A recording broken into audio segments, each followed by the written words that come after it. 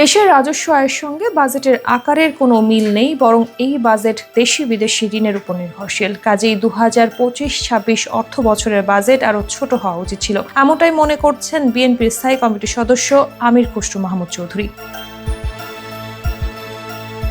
Budget ঘোষণার পর তাৎক্ষণিক প্রতিক্রিয়ায় তিনি সাংবাদিকদের এসব কথা বলেন। তিনি জানান, বর্তমান রাজস্ব আয় পুরোপুরি পরিচালন খাতেই ব্যয় হয়ে যায়, ফলে উন্নয়ন খাতের পুরো অর্থই ধার করতে হয়, যার কারণে দেশের ওপর ঋণের বোঝা বাড়ে এবং দীর্ঘমেয়াদে জনগণকে তার মূল্য দিতে হয়।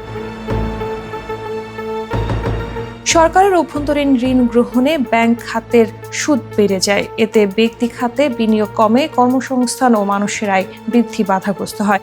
এসব বিষয়ে সতর্ক করেন আমির খসরু। সাবেক এই বাণিজ্য মন্ত্রী মনে করেন, এবারের বাজেটে শুধু সংখ্যাগত কিছু পরিবর্তন হয়েছে, কিন্তু বাজেট কাঠামো আগের মতোই রয়ে গেছে। তিনি মনে করেন, রাজস্ব আয়কে ভিত্তি করে বাজেট সাজানো উচিত ছিল, যা করা হয়নি। আমির খসরুর দাবি, এই বাজেট বাস্তবায়নে প্রায় $3.50 বিলিয়ন বৈদেশিক ঋণ দরকার হবে। এতে অর্থনৈতিক চাপ আরও বাড়বে। ভবিষ্যতে সরকারের জন্য এটি কঠিন চ্যালেঞ্জ হবে বলে মনে করছেন বিএনপির স্থায়ী কমিটির এই সদস্য।